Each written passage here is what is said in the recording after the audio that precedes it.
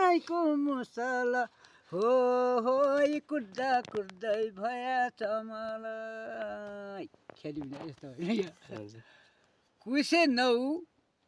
वडा नम्बर कुसे 9 बस्ने चौरटा गाउँ मनबहादुर खड्का अनि वर्ष 75 को हजुर 75 वर्षको हुनुभयो बाजे छोरा 2टा विदेश 3टा छोरा 4वटा नाति एउटा श्रीमती 2टा छोरी 5वटा भैँसा सम्पूर्ण पुगेको हलबल ठिकठाक ट्याकटुक हजुर अब यत्रो 75 वर्ष भन्नुभयो नि हजुर 75 वर्षको हुँदा पनि 5वटा भैँसी पाल्नु भएको छ है कृषि खेती गरिरहनु भएको छ अनि हजुरको बसाइ यता यो अलि गाउँदेखि माथि नै छ जङ्गलतिर छ हजुरले यत्रो बुढो अवस्थाको हुनुहुन्छ त्यो पनि राम्रो अब भैँसी पालन गर्नुभएको छ अनि यस्तो राम्रो बाँसुरीको धुन पनि बजाउनुहुन्छ हजुरले अनि भैँसीहरूबाट पनि केही आम्दानी गर्नुहुन्छ दुध दहीहरू बेच्ने घिउहरू बेच्ने केही गर्नुहुन्छ बेच्नु भन्दा पनि सबभन्दा चाहिँ पहिलो नम्बर 1 नम्बर 1 खाना जस्तो केही छैन संसार खाएर भन्ने अरू केही पनि छैन शक्ति हुने ज्वालले चाहिँ मिठो खाने हो शक्ति नहुने ज्वालले जति बुद्धि होला दिमाग होला मिठो खाना कसैले सकेका छैन ल कुरा यति हो हजुर हजुर जति बुद्धि गरे पनि इच्छा अनुसार खाने नमानी कसैले खाएको छैन हजुर नम्बर 1 ल अब बाजेले एउटा दामी धुन बजाउँदै हुनुहुन्छ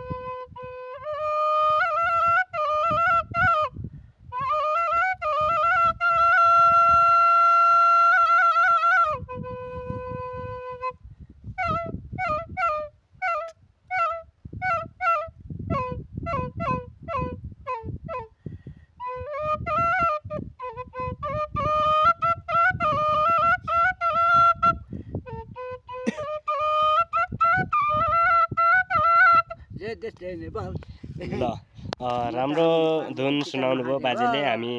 यात्राको क्रममा थियौँ हाम्रो बाजेलाई भेट्यौँ र एउटा राम्रो बाँसुरीको धुन सुन्यौँ भन्यो र बाजेले सुनाउनु भएको छ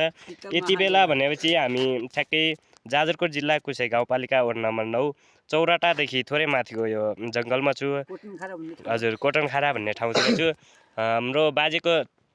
यो भैँसी पाल्ने एउटा गोठ रहेछ यहाँनिर थोरै अगाडि बाजेको गोठ छ उहाँ बाजेले यतै बसेर भैँसी पालन गर्नुभएको छ 4-5वटा भैँसी छन् भन्नुहुन्छ अनि छोराहरू विदेश हुनुहुन्छ तर बुढो अवस्थामा पनि आफ्नो कृषि पेसालाई छोड्नु भएको छैन उहाँले आफ्नो पेसा गरिरहनु भएको छ कृष्णजी चाहिँ नि होइन मेरो कृष्णजीको चाहिँ गाना मैले बजाइरहेको छु हजुर अनि राधा र कृष्ण सबभन्दा मन परेको चाहिँ राधा पनि कृष्णजी कि हजुर हजुर कृष्णजी हुँदाखेरिमा कृष्णजीको अलिकति केही न केही प्रगति केही न केही चिनार त हुनु पर्यो होइन कि मारेर चाहिँ नि नाम राख्नु पर्यो कि मरेर नाम राख्नु पर्यो कि चाहिँ नि एउटा कलम देखाएर नाम राख्नु पर्यो हजुर नत्र त्यसै भाइरल हुँदैन चिनिँदैन मान्छे हजुर उहाँ बाजेको यो यत्रो बुढो अवस्थाको हुने बेलासम्मको यो कलालाई सबैले साथ दिनु होला सम्मान गर्नु होला भन्छु अनि उहाँ बाजेलाई केही भन्न सक्नुहुन्छ भने हाम्रो कमेन्ट बक्समा भन्नुहुनेछ र केही सहयोगहरू गर्न चाहनुहुन्छ भने पनि म यो कमेन्ट बक्समा हजुर नम्बर छोडिदिनेछु उहाँ बाजेको लागि केही सहयोग गर्नुहुन्छ भने पनि म गर्नु होला र म ल्याएर हाम्रो बाजेलाई दिनेछु म पनि यहाँकै बासिन्दा हो म कुसे 9 को हो अनि हामी यो कुसेदेखि बारेकोट जाने क्रममा बाजेलाई भेटेर राम्रो बाँसुरीको धुन सुनाउनु भयो ल बाजे हजुरलाई पनि धेरै धेरै धन्यवाद